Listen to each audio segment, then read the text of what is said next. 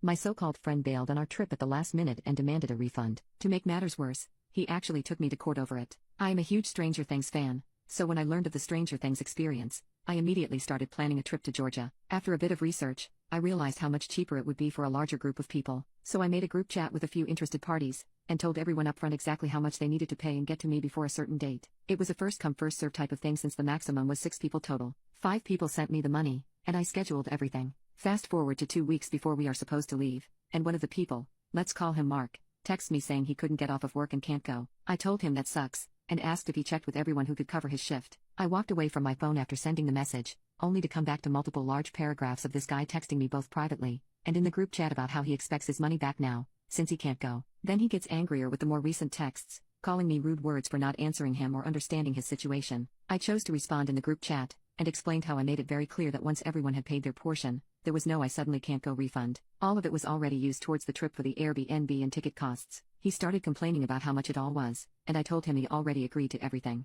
I told him if he found a replacement person for himself that could pay him for his portion, that would be fine as long as I met them beforehand. I wasn't about to stay in a house with someone I didn't know at all. I said I'd also ask other people that were interested before. I just want to add that while I do feel really bad for him, I asked people about this 2 months ago. He should have had plenty of time to ask off by now. He privately messaged me that I would regret this if I didn't pay him back, then left the group chat and blocked me, so I just assumed he wasn't going for sure, and we never found a replacement for him. The day of the trip came and went. We all had an amazing time, definitely one of the best trips I have ever been on. The specific package deal I got were also VIP tickets for the experience, so we got to do so many cool things and got free souvenirs. One of them was a tiny Dustin speaker. When we got back, I asked the others to text Mark and ask him if he wanted the free souvenirs that came with his ticket, so he could have that much at least, but no one could get through to him. About 2 weeks after we got back, someone knocked on my door and served me some papers. They told me I was being sued by Mark for taking his money. What the actual F? I don't know why he thought this would turn out well for him. A friend suggested to me to screenshot every conversation we had about the trip and cost, and print everything out. It was only small claims, so I didn't think about getting a lawyer or anything. I mean,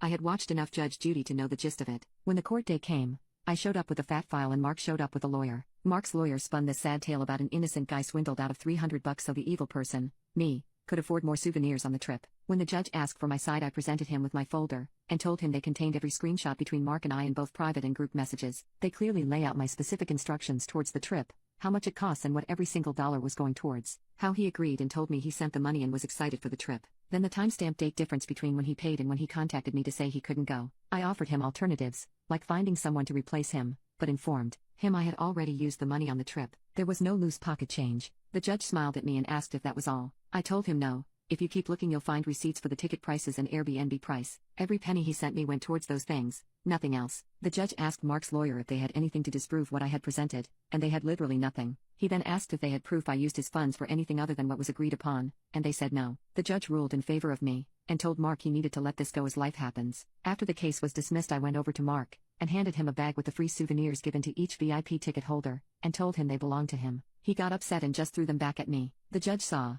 and yelled over at him that he had no right to assault anyone in his courtroom, and if he showed any more signs of aggression he would be locked up. I just grabbed the bag and left. Now I have amazing memories of a trip. I no longer feel guilty Mark couldn't go, and I have 2 tiny Dustin speakers.